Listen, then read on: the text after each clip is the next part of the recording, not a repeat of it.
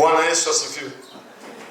Watu wa Mungu, nilisema hivi ya kwamba kurudi kwa Yesu Kristo mara pili kwetu ni tumaini lenye baraka, na ndicho kinachofanya Upentekoste iwe dini yenye nguvu kuliko dini zingine zozote, au Kristo halisi uwe wenye nguvu kuliko Ubusa, kuliko Uhindu, hata kuliko Uislamu.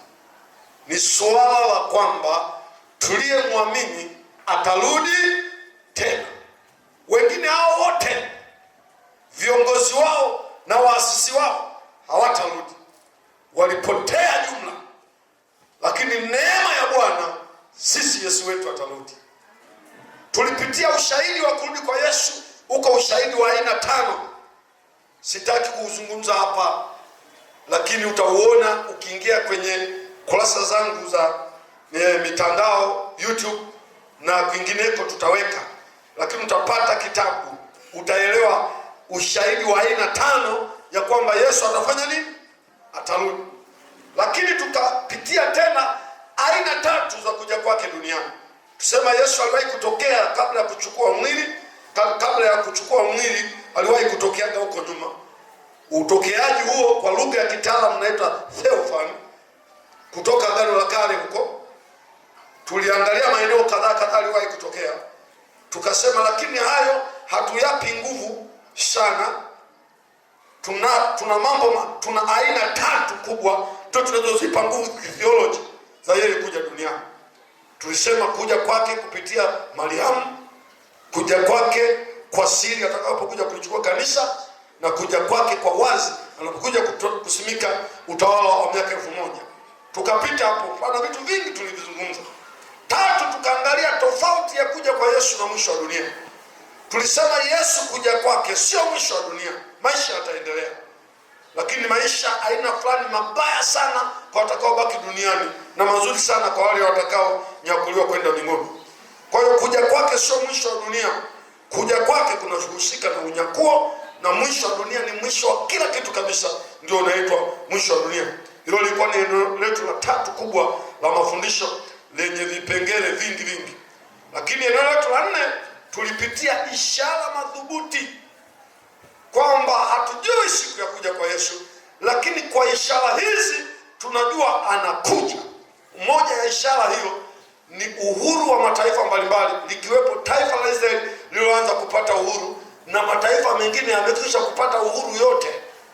Kitendo hicho cha mataifa mbalimbali kupata uhuru, ikiwepo Tanzania tulipata uhuru mwaka 1961 na tukasaidia na mataifa mengine kupata uhuru, ni ishara mojawapo ambayo Yesu alisema mnapoona kuchipuka kwa mtini na miti mingine, mtini ni Israeli, miti mingine ni mataifa, mjue wakati wangu wa kuja umekaribia. Na tuliangalia mingine kama vita na kadhalika. Hilo lilikuwa ni eneo la 4 lenye vipengele vyake vingi. Eneo la 5 tulipitia mapitio katika historia. Tunaposema tuko mwishoni, je, tunapopitia historia inatuonyesha mambo gani yamewahi kutokea duniani na tuko kipindi kipi? Huko tuliangalia mengi. Tuliangalia majira ya dunia, kwamba kuna kitu kinaitwa majira ya dunia, yako 6, na sisi tuko majira ya 4 yanayoitwa dunia ya sasa. Majira mengine 2 yaliyobaki ni majira ambayo hatutakuwa hapa. Kwa hiyo ikatuthibitishia kwamba tuko mwishoni. Tukaangalia kupitia historia pia vipindi 7 vya ulimwengu, kwamba ulimwengu umepitia vipindi kama 7 hivi. Sasa tunapoviangalia hivyo vipindi 7, kikianza kipindi kinachoitwa bila hatia, kipindi ambacho dhambi haikuwepo kabisa duniani. Na sasa katika vipindi hivyo 7 tukasema sisi tuko kipindi cha 6, kinaitwa kipindi cha neema, grace period. Tumebakiza kipindi kimoja, hicho hatutakuwa hapa. Kwa hiyo maana yake tuko mwishoni. Tunalo darasa mbele tu linalotuambia tuhame duniani tuende kwenye darasa lingine la utawala wa kimungu huko mbele. Tukapitia tena mambo ya historia haya, tukasema kanisa peke yake lina vipindi vinaitwa vipindi vya kanisa. Tukavipitia hivyo vipindi, tukaanzia kipindi cha mitume ambacho kilianza mwaka 33 mpaka 100. Tukasema sasa tuko kipindi kinaitwa kipindi cha kanisa la sasa, kitoka kipindi cha giza, kiko kipindi cha tano, kinaitwa kipindi cha matengenezo. Sasa tuko kipindi cha kanisa la sasa. Jamani, amini. Tukitoka kipindi hiki, hakuna cha kipindi cha kanisa mpya. Ndio kanisa ndio hili. Hatuna maandiko yanayotuambia kanisa hili litapasa litaondoka alafu lije kanisa lingine. Hamna. Ni hili. Kama kunatokea mabadiliko ni kumzika fulani, lakini kanisa ndio hili. Kwa hiyo tuko mwishoni. Tukaenda tena tukasema, hebu kwenye historia tujipitishe, tuangalie utawala wa kidola. Dunia iliyowahi kutawaliwa na madola mbalimbali, tukianza na dola ya Misri ambayo ilianza utawala mwaka 1000 huko zamani sana, dola iliyosababisha maendeleo makubwa duniani, ikiwa pamoja na maandishi ya picha zinazoitwa hieroglyphics. Na dola hizo zilikuwepo duniani. Kaja Ashuri ambayo kwenye masuala ya historia yake inatukumbusha kwamba hawa ni mabingwa wa kutumia magari ya farasi na kadhalika, na walikuwa watu ambao wanakumbukwa sana kwa ajili ya kwa ajili ya maandishi yao, maandishi yaliyokuwa yanaitwa cuneiform, maandishi fulani wanaita ya kishoka au wanajua wengine, lakini sitaki tuende mbele hapo, tulishadadavua sana. Tukaangalia tukasema, sasa kwenye utawala wa kidola huo, utawala huo wa dola sasa hivi dola yetu ya mwisho kutawala ilikuwa inaitwa dola ya Rumi. Ilikufa mwaka 476, zamani kabisa, 476 baada ya Kristo. Kutoka hapo hatuna utawala wa dola kwamba kuna dola inayotawala dunia nzima, lakini imebaki dola hii moja ambaye nchi 10 zitaungana zisimamishe mtawala mmoja, na tunaona muungano wa hizo nchi upo. Wengine tuwauliza sasa hizi kuna jingapi? G8, G9, G10, jingapi? Wanasema wengine inapanda inafika G8, G7 inarudi, yani mataifa yale makubwa yanayoungana, lakini lazima yafike mangapi?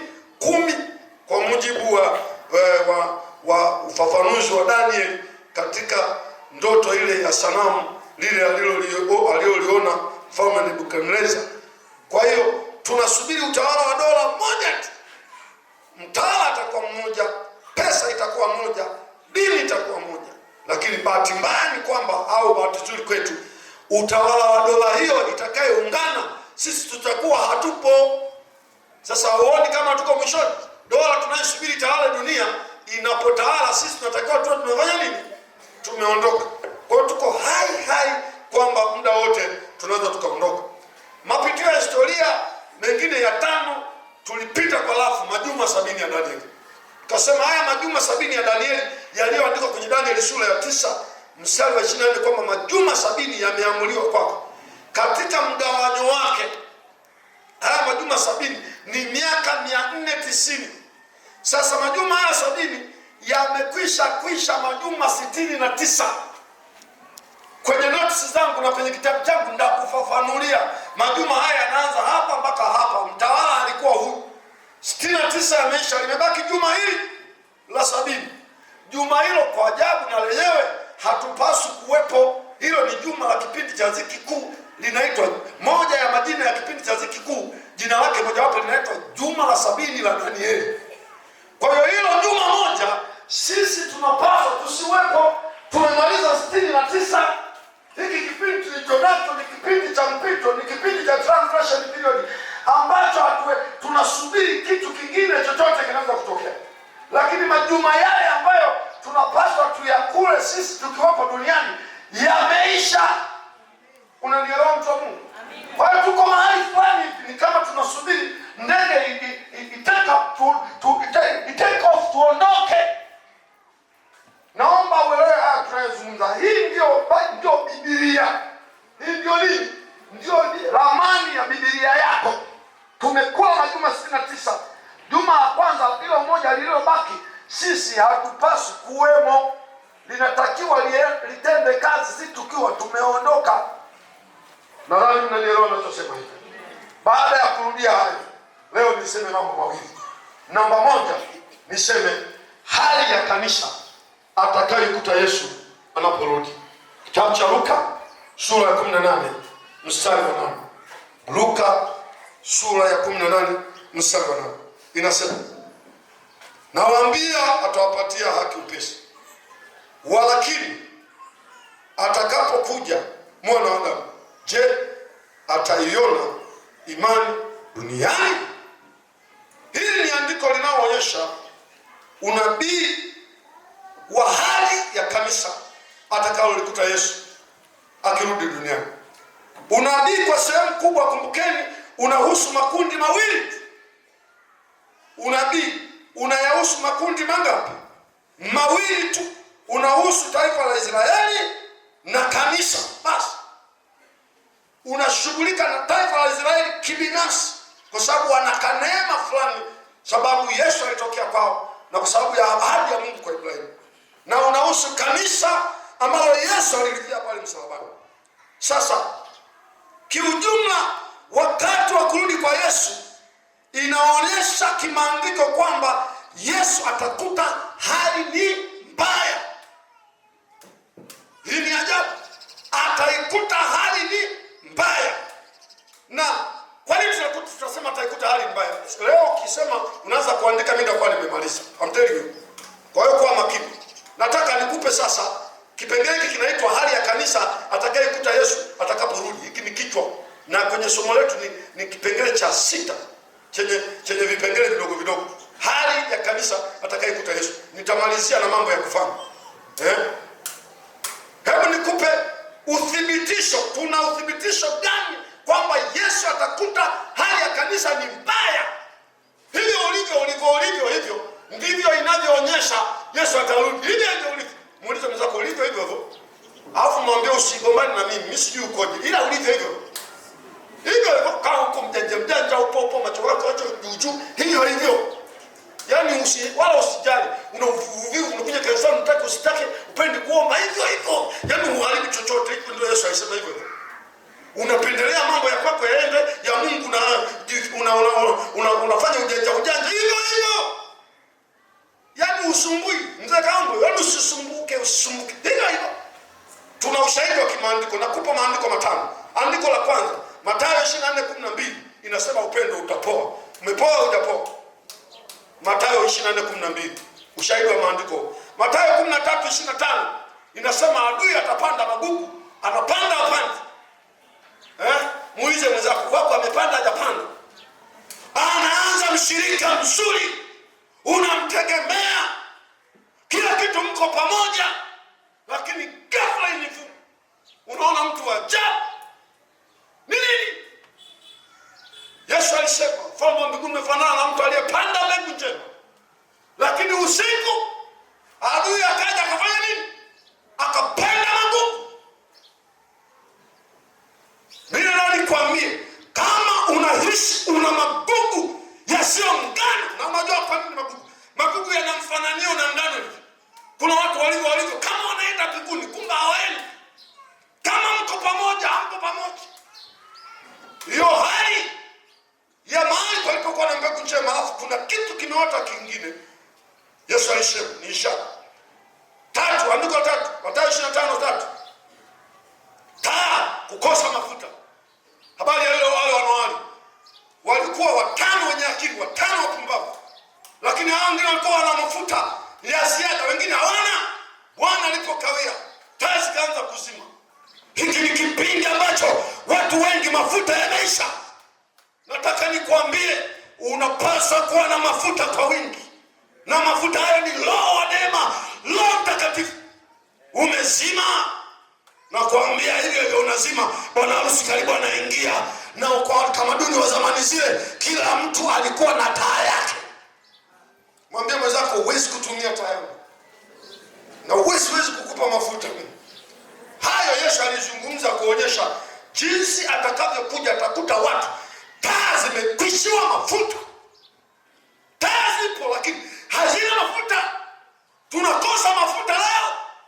Kila kitu kipo, wapigaji wapo, waimbaji wapo, everything, lakini hatuna mafuta. Na nikwambia very important theory, mafuta ni ya muhimu sana. Hatuwe na gari mpya kama una mafuta utoboi. Ndivyo ilivyo sasa. Unawauliza huyu nini? Mafuta. Huyu kiongozi anayumba yumba, haeleweki kwenye dawa yake nini, hana mafuta. Come on, yako mafuta hapa katika jina la Yesu Kristo. Ukitaka unajazwa hata leo. Nini bahati leo mambo yako mengi. Hey, ninaona nguvu moja kubwa sana. Ngoja ingekuwa mkoloni sana ningewabakiza mpaka saa 12. Lakini mtakimbia, mtaanza kwenda kutafuta vibama sasa hivi. Na hizo dalili zote ni mbovu. Shauku ya neno haipo. Neno linahubiriwa tupo tu. Hata sasa hivi vinavyohubiri hakuna anapanga kuandika na mwingine ndio anayeacha hapa. Miaka nenda rudi, hata ukisimama sehemu huwezi kusema chochote. Unafikiri hujawahi kufundisha na wewe watu wanaofundisha. Siku hizi ni za mwisho. Huu ni uthibitisho wa maandiko. Andiko lingine, taka kukosa mafuta 25, Mathayo 23:5, hiyo mstari wa 3 nimeshasema. Andiko lingine, watumishi kupigwa na kondoo kutawanyika. Sura ya 12 ya kitabu cha Luka mstari wa 45, utapiga mchungaji na kondoo watatawanyika. Hatuna wachungaji leo. Nilikuwa namwambia pastor mmoja hivi. Pastor mmoja ameandika barua, na amenijia nyumbani anasema, amenyosha mikono utumishi, anasema basi nyinyi mniombee, nyinyi msifikiri uchungaji ni kuwa na vikapu vingi vya sadaka. Utumishi sio kazi ndogo, sio mara moja natamani kukimbia, sio mara moja. Unasikia kukinaiwa na kazi. Unasikia mzigo mzito. Adui anawinda sisi kwa ajili ya mstakabali wenu. Na washirika hawaelewi ya kwamba akipigwa mchungaji tu kondoo wanafanya watawanyika. Kuna mambo ya ajabu leo kwenye mioyo ya watumishi. Ya ajabu. Tunasikia habari mbaya mpaka tunaweza kutaka kuuana. Sasa kama hivyo zipo, kondoo usalama wao uko wapi? Kama changamka, sio wakati wa kunyosha vidole. Jua hapa mchungaji anapigwa, tutawanyike. Shikilia mikono ya mchungaji wako kama yuko aliyobaki, hata kama sio mimi, ili at least abaki kwa usalama wako. Mimi msifanye mchezo. Unajua mimi alikuwa niuliza mtu mmoja, nilijisifia sana, lakini pengine sifa zangu za uongo. Unajua sifa zangu ni zipi? Nimesema kanisa la Gosheni nimeliunda kiasi kwamba hata nikiondoka kesho hakuna shida. Muulize mwenzako, hakuna shida ulinoangalia tu. Ninakugeuza kesho kama chapati hivi. Nikipiga hivi na mtaungulia na keuza, na huwa wanabamiza, ugeuzi kirahisi. Angkwan ili usiungulie sehemu moja. Lakini nazungumza hivi kwa sababu mwenyewe nimewakiki kwamba mimi naweza kuwepo leo, mimi kesho naweza kushoto. Lakini nataka niwaambie, watumishi ni muhimu sana. Hata kipindi cha mateso ya kanisa, mtawala mmoja alielewa, akasema, shirika mbona wapigiki? Akatengeneza mpango, akasema mpango wangu itakuwa ni kuhakikisha nimenyonga wachungaji wote. Wanatheology wanasema angefanikiwa, angeweza. Kwa nini? Ulikuwa unatesa mtu anakaribia kukata tamaa. Unamwacha, unasema tutakutana kesho. Kesho kimwanzo unaona yuko imara. Huyu vipi, mbona jana tuliachana yuko hoi? Kumbe wakiachana wale watu wanaenda kwenye mapango, wanakutana na mapasta kule. Wanawasomea maandiko. Yesu alisema ukinikiri mbele za watu hata kana mbele, hata kukiri mbele za Baba aliye mbinguni. Ukimkana mtu analia, jana nilitaka kukana. Ukimkuta kesho mpya, kataa sasa, usikatae. Wewe vipi? Jana tufikiria nacho. Walikuwa wanajengwa na watumishi. Wakasema sasa dawa tu waue wajengaji hawa, wanaowaimarisha ili akipigwa awe hana pa kukimbilia, pa kulia, watasalenda. Mungu akawahi yule mfalme akamuua mapema. Wanasema angeachwa, angeweza kufanikiwa kwa sehemu kubwa sana kudhibiti kasi ya muendelezo wa kanisa. Sasa maandiko yanatuambia hivi, nitampiga mchungaji na kondoo watatawanyika. Na hayo tunayaona. Lakini ushahidi mwingine, Mathayo, kwa maandiko Mathayo 22:12, kugoma kubadilika. Mathayo 22:12. Mathayo 22:12. Ukisoma hapa pana kisa cha ajabu. Watu walialikwa harusini. Hiyo hata leo haipo. Hakuna bosi anayetufanyia hivyo leo. Awe rais, awe waziri, hakuna anayetufanyia hivyo. Unajua ikweje? Unaalikwa wewe, unaenda na malaplapu yako na kila kitu unaenda nacho. Ukifika mlangoni unabadilisha nguo pale mlangoni. Unaacha na tap na vazi zingine mpya. Simple exact. Kuna ugumu kwenye sherehe namna hiyo. Maana sherehe sasa hivi tunagalimishwa mpaka unaitika lakini nyakati hizo bwana harusi alikuwa anaandaa chakula na mavazi. Kwa hiyo ukifika una change, unaacha surupwete lako, unaacha bwanga lako, unapiga kifaa kinachoonekana, unaingia harusini. Sasa kwa ajabu yuko mtu aligoma kubadilika, akaamua kuingia ukumbini hivyo hivyo. Badilisha, sibadilishi mimi. Sasa bwana harusi mle ndani kuangalia watu wake jicho walipopendeza, na mkuta jamaa mmoja amevaa suruali hilo la ajabu. Sio kwa anaendesha bodaboda yule limejaa grease. Sio kwa anasoma mkaa kisalawe huko. Kaingia mle namna hiyo. Wewe vipi? Anaangalia anasema, kwani pale mlangoni hukupita? Wanapobadilisha nguo ndio waingio. Mfano huu ni mfano unauzi sana. Sio ilikuwa gharama yake. Na ninakwambia gharama ya kutoka kwenye tabia zako, kutoka kwenye tabia zako za ukoo, kutoka kwenye tabia zako ulizoadapti kwa watu, gharama alishalipa Yesu, sio wewe. Vua mavazi ya kale uvalishwe mapya, mavazi ya wokovu, mavazi ya utii na uaminifu kwa Bwana. Yako na Bwana. Lakini hapa ili andiko linaonyesha kugoma kubadilika. Mwambie jirani yako, kama unagoma kubadilika ndio wale na muda ndio unakuja. Jamani, amina. Huwa tumezungumza ushahidi. Hebu niangalie na kaza muziki zimeshaisha. Haya, na kusomea tu. Ushahidi mwingine ni makanisa 7. Ni tabia za yale makanisa 7 ya kitabu cha Ufunuo. Ukiyasoma yale makanisa 7 yanatupa ushahidi kwamba tuko hali ya kanisa itakuwa ni mbaya. Maana yale makanisa ndio yanaashiria tabia za kanisa sasa. Katika 7 yanasifiwa mawili tu. 5 ovyo.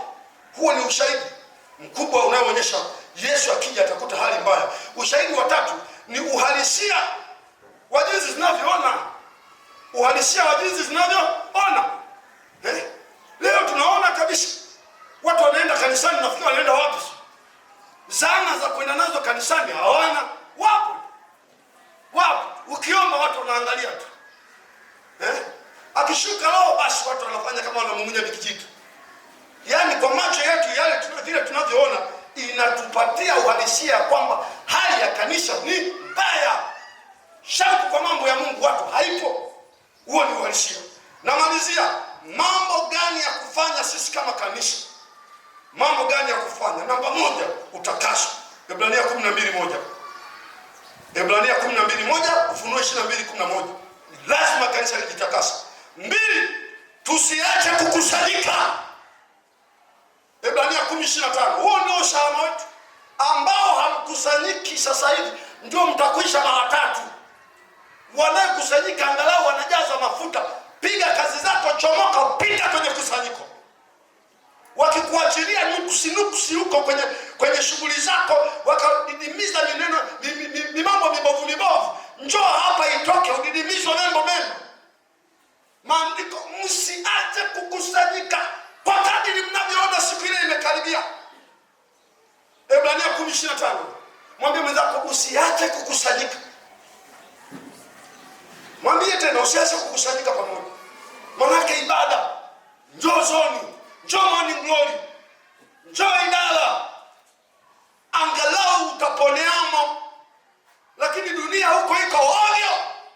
3, tukae mkao wa kungoja. Imeandikwa heri wao wangojao Bwana wao. Tukae mkao wa kungoja. Luka 12:36, Luka 12:36, Isaya 40:31. Kaa mkao wa kungoja. Yaani kila wakati jua Bwana anaweza kutokea wakati wote. Mtu anayengoja ajisahau. Hajisahau. Anatekea namna hii, akisikia gari imeunguruma hata ndege tu anafikiri gari. Kwa nini anangoja? Usisahau ya kwamba tunamsubiri Yesu ajaye. Kwa hiyo mkao kama mwanamke mume wake aliyesafiri na anategemea atarudi, jinsi anavyohangaika kuweka kitu hiki kikae sawa. Kaa mkao wa kungoja. 4, tutatue migogoro haraka. Yakobo 5:9. Anasema, ndugu msinungunikiane. Angalieni mwamuzi amesimama mlangoni. Usokatwa kukaa kimgogoro. Heri uonekane mjinga kuliko kutengeneza bifu na mume wako, bifu na mke wako, bifu na mshirika mwenzako, bifu na mshirika mwingine. Huso wakati wa kuendekeza migogoro ile inayekamata moyo wako unakuwa na kisilamu. Tutatue migogoro haraka. 4, ilikuwa 4 hiyo. 5, hiyo 4 ni Yakobo 5:9. 5, tuchape kazi ya Bwana. kuzifanya kazi zake, maadamu ni mchana. Usiku unakuja, mtu asipoweza kufanya kazi, usiku anaozungumza anazungumza. Mwisho, piga kazi ili kutambulisha utakapofika mbele za Bwana. Usiwakata kufanya kazi kizembezembe. Hapana, hapana. Naomba simame pale ulipo. Wakati umeshika, simama pale uliponyosha mikono yako juu. Riko moshanda la bakayas. Omba mwenyewe kwa ajili ya maandalizi ya kuja kwa Bwana. Otarianda la bakatabo. Rika mona ndodebosaka. Rabo shanda rabanda. Riko mekeshe teribo. Remo shanda rabakata. Nataka nisikie watu wanaomba. Mwambie Bwana, nisaidie nisitimize maandiko kwa ubaya. Mwambie Mungu, nisaidie. Wenda umeona dalili mojawapo kwenye maisha yako, iwe ya kugoma kubadilika, iwe ya kuishiwa mafuta. Dalili ziko nyingi, nimezungumza hapo, zinazoashiria kwamba hizo dalili Yesu atakuja kulichukua kanisa lake. Mwambie Bwana, nisaidie. Ile hali ya kukosa shauku juu ya mambo ya Mungu ni dalili ambayo Yesu ataikuta kwa watu. Ile dalili ya kuchoka ni dalili ambayo Mungu ataikuta kwa watu. Inana mashaka tarabashaka. Wanawake, paza sauti yako, mwambie Jehova, nisaidie. Wanaume, paza sauti yako, mwambie Bwana, nisaidie. Robo shaka nano. Rika manando reosika. Na mambo yanatokea, kanisa linaona yanatokea kwa bahati mbaya tu. Hapana, hayatokei kwa bahati mbaya, yalitabiriwa. Riko mojanda bosheke. Ramone mosa kanandoriba. Manandoribosika.